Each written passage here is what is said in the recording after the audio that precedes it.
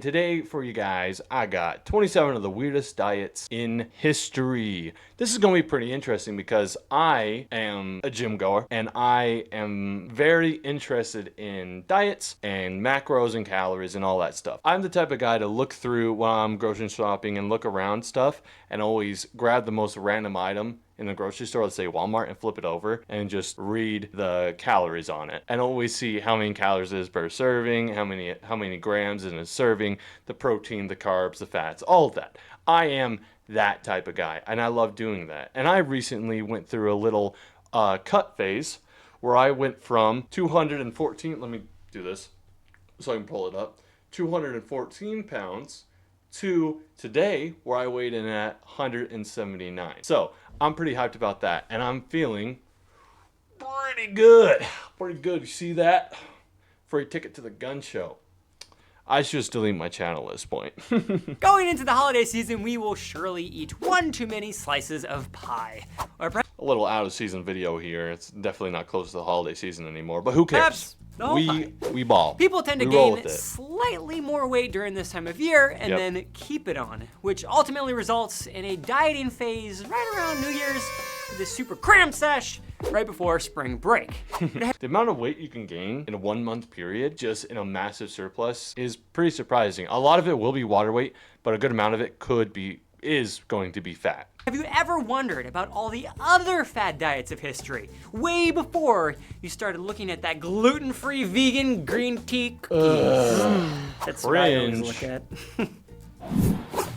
Just kidding. If you're vegan, I got nothing against you. Actually, I got mad respect for you. But some diets are just, fucking eye-rolling, dude. Carnivore? Pfft, come on. I feel so good on carnivore. Yeah, motherfucker, you haven't had a good protein source or a good amount of protein in fucking 12 years. No wonder why you feel good all of a sudden, because you're getting your protein in. Holy shit. And by the way, the guy who created carnivore doesn't even do carnivore anymore. God, sorry about the little rant on carnivore. That diet is just so stupid. The Graham diet. Graham? Minister Sylvester Graham created a diet around 1830 which consisted of high fiber foods emphasizing vegetables and whole grains but excluded milk, meats, spices, flavor, and fun. He created the Yeah. diet to cure sexual urges Okay. and alcoholism. But if you think about it, That's just so fucking funny. Oh my god, he's like, man, how can we make people less horny? Bread. a diet that is so bland would actually make people want to drink and get frisky, right? Right? I know some pretty wild vegans, by the way. A result of this diet, his followers nice. called Grahamites, not nearly as cool as Wikipediacs, created graham crackers, a mildly sweet whole What do you guys know about graham crackers? Holy shit, I could eat a whole box of graham crackers raw. Straight up raw, dude. Just God, if you don't like graham crackers, get the fuck out! Get the fuck out! I don't want to hear it. I don't want to hear it. Graham crackers are peak. They're so good. whole grain cracker, of which we still have today, although the original ones were super bland. The Hollywood diet. This is the OG diet for SoCal. It was made popular in the 1930s and revolved around eating a half grapefruit at every meal, or for turbocharging the results as your meal. The claim was that eating What? grapefruit would boost metabolism if eaten before other low-carb foods. It's basically the Atkins diet, but you throw in a grapefruit and coffee. The problem is, grapefruit isn't a magical fruit that is just not. burns fat. By itself, it's super healthy. There are really not a lot of ways to boost your metabolism, and if people say they can help you boost your metabolism, they are most likely lying to you. A lot of the times, it barely does anything to your metabolism. And if there are people out there who say if you eat certain foods that they will actually slow down your metabolism, that's not how that works. The only time your metabolism slows down or stops completely is when you're fucking dead. It's when you're dead. It's when you're dead. If someone says if you do this diet and like if you eat these foods like fucking seed oils, eye roll. If you eat so many seed oils, they will completely stop your metabolism. The only time your metabolism, sorry for the remix. The only time your metabolism stops is when you're fucking dead. But as a diet scheme, science really doesn't support its claims. Most research shows that eating a grapefruit before a meal did nothing more than make one feel fuller, because a grapefruit is mostly water, Yeah. but it didn't actually burn more fat. So technically you would eat Deal less. a meal. But no. This is pretty outrageous. So I'm just gonna go ahead and show you this video. Check this out. This is Richard Simmons meal? and his deal meal. It's basically Richard Simmons and Monopoly. Deal a yeah. Meal divides the food groups into 6 colors of playing cards. Meats Oh, are we got a red, little game? veggies green, fruits pink, dairy blue, fats yellow, and breads brown. You start the day with a set number of cards on the left side of your Deal a Meal wallet. Every time you eat, you buy your food by moving the appropriate card to the slots on the right. And you have When certain you're amount of out of points throughout cards the on the day. left, you're done eating for the day. With these cards, you can finally control your calories without counting them. Before P90X and Instagram You lost me. You lost me.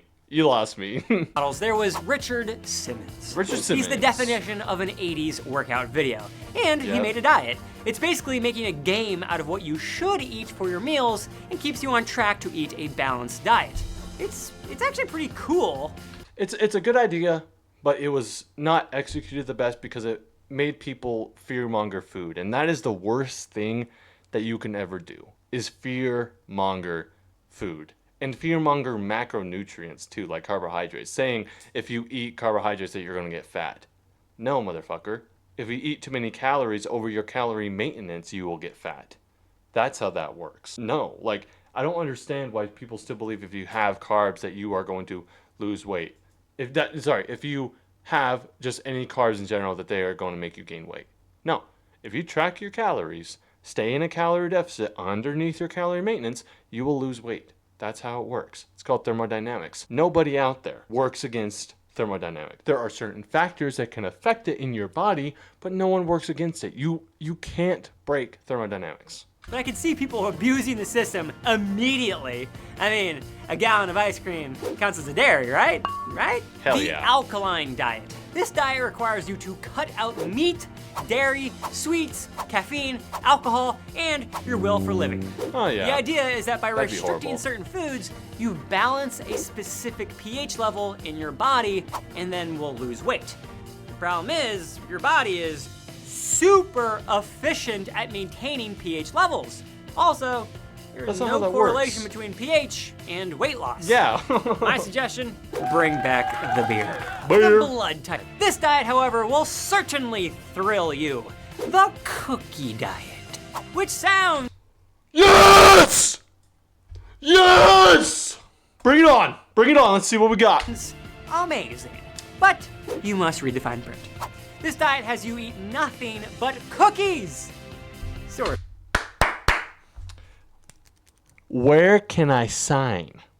Where can I fucking sign? Eating I'm 5 in. to 600 calories a day from high protein and high fiber weight loss cookies, coupled with a normal dinner, generating around 1,200 calories a day. Nothing special here with this diet.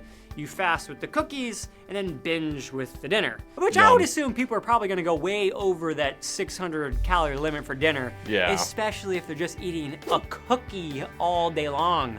Note that this diet is not recommended for Sesame Street characters, and Cookie Crisps, they don't qualify here. Fuck! The 5 Fuck! lemonade diet or master cleanse. Ooh. This diet basically has you survive on lemon juice, maple syrup, and cayenne pepper mixed with water. I have to admit to you guys, I do have a problem with sugar-free maple syrup. I will, at times, go to the pantry and I will find my sugar-free maple syrup bottle and I will proceed to take tiny little sips out of it for like a minute. I need help. Lemon juice is a diuretic, meaning you're gonna pee a lot, and the lack of fiber could make you constipated. I'd much All rather right. take my chances with the cookie diet. The baby food diet. Apparently, baby food isn't just for babies anymore. Hopefully Man, this that's diet cringe. doesn't make your poop smell like baby poop, though it's atrocious. The idea here is that you replace breakfast and lunch with about 14 jars of baby food, which only have about 14? You're breaking the goddamn bank at that point. 2,200 calories per jar. You then eat a Man, people really be doing anything but cook for yourself at home, dude. Like, who came up with this? What sick fuck came up with the baby food diet? 14 jars of baby food? Why? low-calorie diet, take 2 naps and urinate in whatever you're wearing. So this one won't hurt you, but carrying around baby food everywhere you go is not gonna score you any hot dates anytime soon. I present to you That was so the stupid. tapeworm diet. Oh my god, I fucking saw a guy do this on TikTok. Holy shit. He ate a tapeworm and he was like, to lose weight. Dude, the amount of health issues that's gonna cause is crazy. God.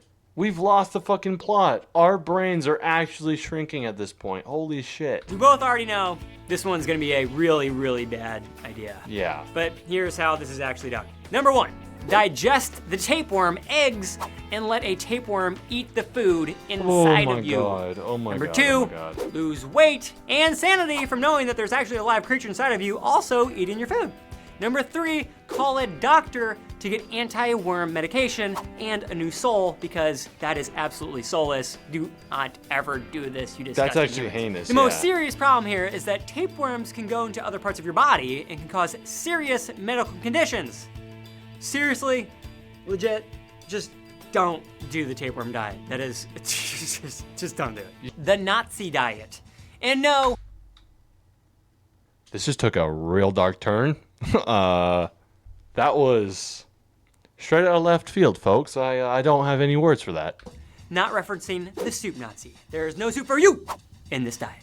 The diet mirrors the eating restrictions placed on Russians when the city of Leningrad was taken over by the Germans during World War II. Yeah, I thought as much. The diet consists of 14 slices of bread and a half cup of vodka a day.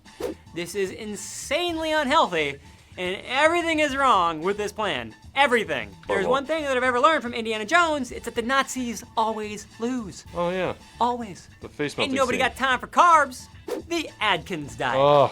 Right around the same time Nelly was blowing Here we go. up, so was this no carbs diet that touted bacon, butter, and pork rinds were totally cool, man. Just go ahead and eat them all up. Just don't touch the bread.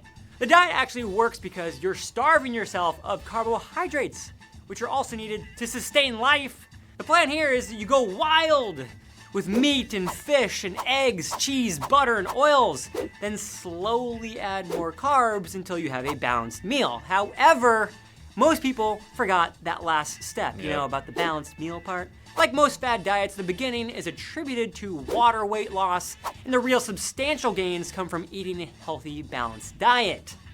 The bacon though, you know? I mean, any diet that says you can eat bacon, it's pretty awesome. Thank you so much for watching, and what do you guys think? All right, that was a really good video. Nick Yuhas. Sorry if I'm saying that wrong. No, that was actually a good video. And here's just a little insight for you guys.